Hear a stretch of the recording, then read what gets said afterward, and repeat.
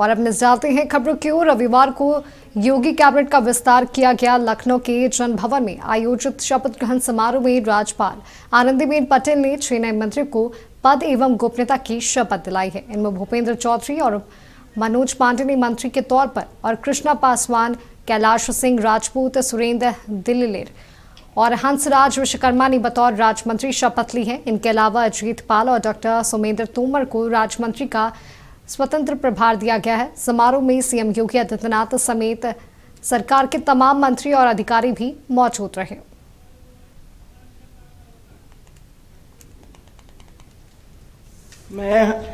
मैं भूपेंद्र सिंह ईश्वर की शपथ लेता हूं कि विधि द्वारा स्थापित भारत के संविधान के प्रति सच्ची श्रद्धा और निष्ठा रखूंगा।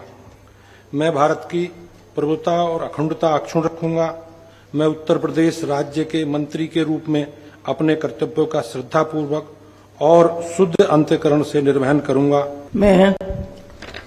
मैं मनोज कुमार पांडे ईश्वर की शपथ लेता हूं कि मैं विधि द्वारा स्थापित भारत के संविधान के प्रति सच्ची श्रद्धा और निष्ठा रखूंगा। मैं भारत की प्रभुता और अखंडता को अक्षुण्ण रखूंगा। मैं उत्तर प्रदेश राज्य के मंत्री के रूप में अपने कर्तव्यों का श्रद्धापूर्वक और शुद्ध अंतःकरण से निर्वहन करूंगा। मैं अजीत सिंह पाल ईश्वर की शपथ लेता हूं कि मैं विधि द्वारा स्थापित भारत के संविधान के प्रति सच्ची श्रद्धा और निष्ठा रखूंगा। मैं भारत की प्रभुता अखंडता को अक्षुण्ण रखूंगा। मैं उत्तर प्रदेश राज्य के राज्य मंत्री स्वतंत्र प्रभार के रूप में अपने कर्तव्यों का श्रद्धापूर्वक और शुद्ध अंतःकरण से निर्वाह करूंगा तथा भय या पक्षपात, अनुराग या द्वेष के बिना सभी प्रकार के लोगों के प्रति संविधान और विधि के अनुसार न्याय करूंगा। मैं अजीत सिंह पाल ईश्वर की शपथ लेता हूं, जो कि विषय उत्तर प्रदेश राज्य के राज्य मंत्री स्वतंत्र। मैं डॉक्टर सोमेंद्र तोमर ईश्वर की शपथ लेता हूं कि मैं विधि द्वारा स्थापित भारत के संविधान के प्रति सच्ची श्रद्धा और निष्ठा रखूंगा। मैं भारत की प्रभुता और अखंडता अक्षुण्ण रखूंगा। मैं उत्तर प्रदेश राज्य के राज्य मंत्री स्वतंत्र प्रभार के रूप में अपने कर्तव्यों का श्रद्धापूर्वक और शुद्ध अंतःकरण से निर्वहन करूंगा। मैं कृष्णा पासवान ईश्वर की शपथ लेती हूं कि मैं विधि द्वारा स्थापित भारत के संविधान के प्रति सच्ची श्रद्धा और निष्ठा रखूंगी। मैं भारत की प्रभुता और अखंडता अक्षुण्ण रखूंगी। मैं उत्तर प्रदेश राज्य के राज्य मंत्री के रूप में अपने कर्तव्यों का श्रद्धापूर्वक और शुद्ध अंतःकरण से निर्वहन करूंगी। मैं कैलाश सिंह राजपूत ईश्वर की शपथ लेता हूं कि मैं विधि द्वारा स्थापित भारत के संविधान के प्रति सच्ची श्रद्धा और निष्ठा रखूंगा। मैं भारत की प्रभुता और अखंडता अक्षुण्ण रखूंगा। मैं उत्तर प्रदेश राज्य के राज्य मंत्री के रूप में अपने कर्तव्यों का श्रद्धापूर्वक और शुद्ध अंतःकरण से निर्वहन करूंगा। मैं सुरेंद्र दिल्लीर ईश्वर की शपथ लेता हूं कि मैं विधि द्वारा स्थापित भारत के संविधान के प्रति सच्ची श्रद्धा और निष्ठा रखूंगा। मैं भारत की प्रभुता और अखंडता अक्षुण्ण रखूंगा।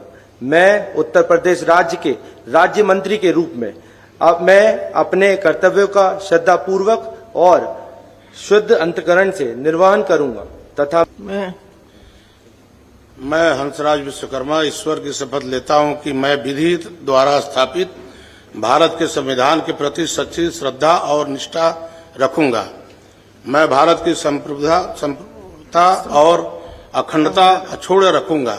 मैं उत्तर प्रदेश राज्य के राज्य मंत्री के रूप में अपने कर्तव्य का श्रद्धापूर्वक और शुद्ध अंतःकरण से निर्वहन करूंगा।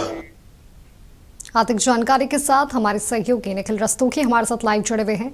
निखिल, आज योगी कैबिनेट का विस्तार हुआ, 6 नए मंत्रियों नए चेहरे ने कैबिनेट में शामिल हुए हैं। क्या कुछ कहेंगे आप इस पर?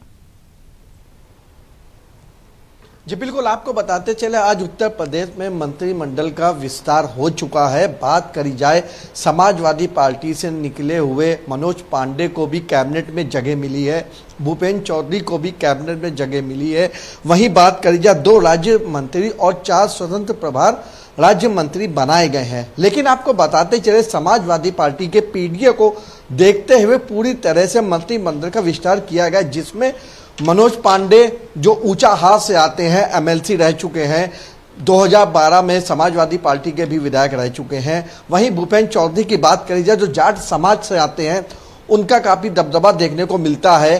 कन्नौज से भी मंत्री बनाए गए हैं। तो कहीं ना कहीं पूरी तरह से पूरा एक पैराग्राफ तैयार किया गया है कि किस तरह से अगर 2027 के चुनाव में इन सभी को एक जनता के बीच में जाके कैसे किया जाएगा।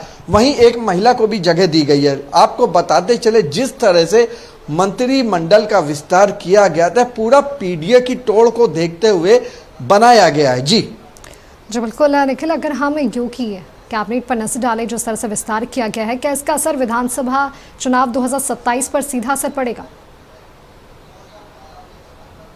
जी बिल्कुल, आपको बताते चले 2027 के विधानसभा चुनाव होने हैं, उसको भी देखते हुए कहीं ना कहीं पूरी रणनीति तैयार करी गई। लेकिन सबसे बड़ा सवाल यहाँ पे ये देखने को मिला है कि प्रयागराज से जो पूजा पाल थी वो भी अपनी आस लगाए बैठी थी, लेकिन उनको निराशा हासिल हुई। लेकिन पीडीए की तोड़ को निकालने के लिए मंत्रिमंडल का जो विस्तार किया गया ये कामयाब हो पाएगा ये नहीं, ये तो देखने वाली बात है। लेकिन पाल की बात करी जाए वो भी फतेहपुर से आते हैं। रायबरेली रोड का पूरा कन्वर्ट करने के लिए इन्होंने मनोज पांडे को बना दिया। जाट समाज को कन्वर्ट करने के लिए भूपेंद्र चौधरी जो भाजपा के प्रदेश अध्यक्ष पहले रह चुके हैं, इनको बनाया गया है। तो कहीं ना कहीं आने वाले 2027 चुनाव में लड़ाई कांटे की टक्कर देखने को मिलेगी। जी निखिल, ये जो विस्तार हुआ है, क्या संगठन और सरकार के बीच बेहतर तालमेल बनाने की रणनीति है? जी बिल्कुल, जो विस्तार किया गया है जनता और सरकार के बीच में गठजोड़ बनाने की पूरी कोशिश करी गई है। हालांकि बात करिए 3 से 4 महीने बाद अब चुनाव प्रचार पूरी तरह से जोर पकड़ने लगेगा। इसके पहले पूरा मंत्रिमंडल विस्तार की आस लगाई जा रही थी, जो आज कहना कि उसको पूरी तरह से खत्म कर दिया गया है। अब देखने वाली बात यह होगी किन लोगों को कौन सा विभाग कैसे क्या दिया जाता है।